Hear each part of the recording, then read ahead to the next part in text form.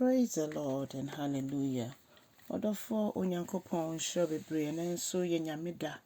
Eno nti twese ye neji ewo mu ade bia ode bedom ye bia ye ne da. Twese ye nanti kronkron ye mu merade. Hallelujah.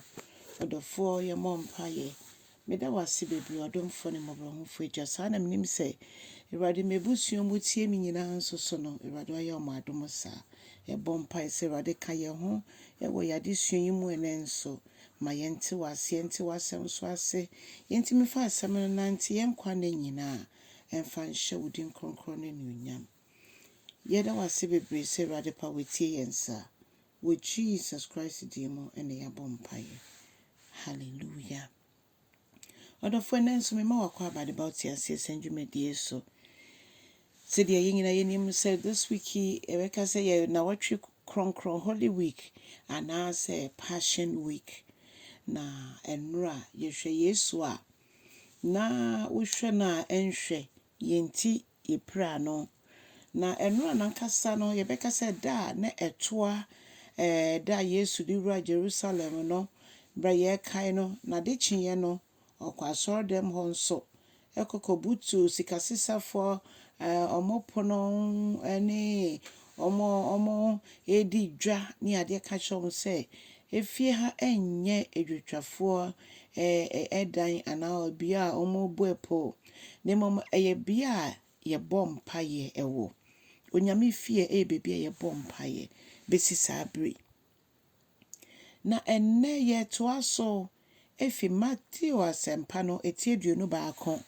ne chichemu dunwotwekosi eduonu mienu Matthew 21:18 to 22. Aye. Na me pese ye kan eno nso na Bible ma yeti asie se anopa na abra na Yesu efri Jerusalem no ye kai se kosi ada no kro Jerusalem na ofri hono no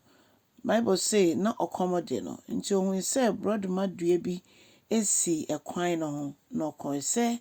enka okote bi edi na okoye no we hu ababia woso emom ne hu ye no ye enwura aban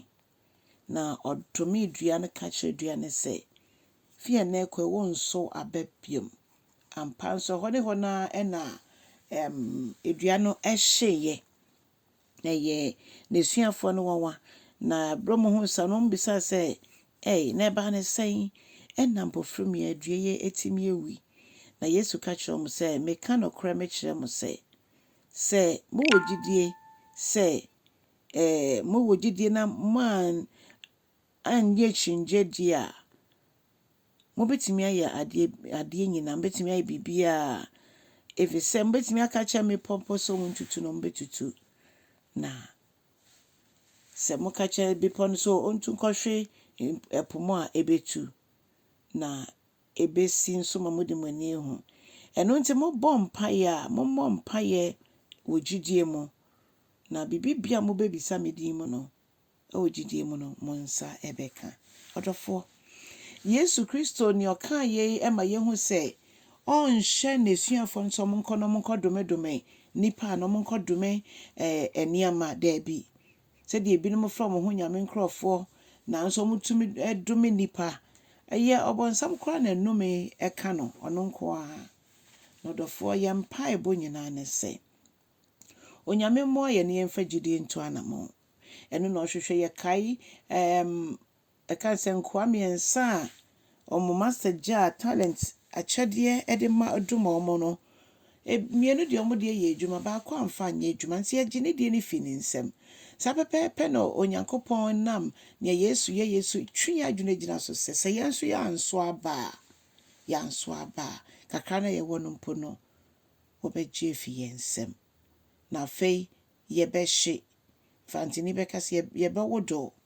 yentimi enyini biom odofo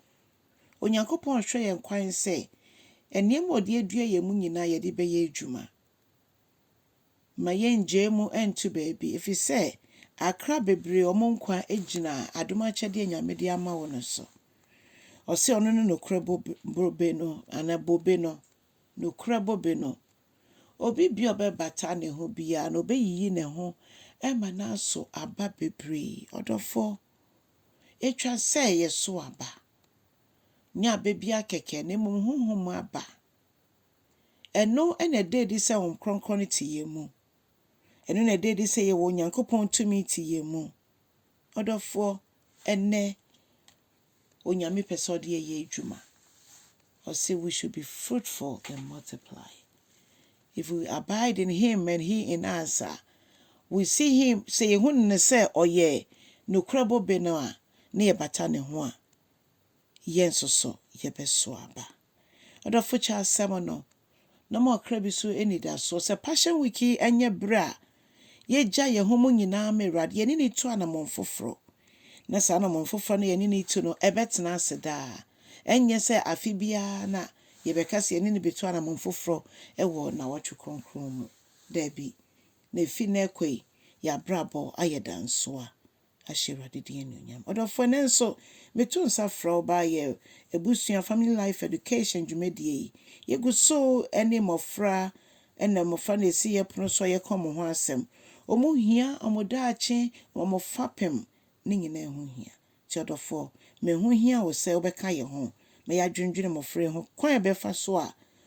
nyamesuro ebetena omomu onyankopɔn hyira bebree sɛ obecha asɛm no so Yesu din mu amen.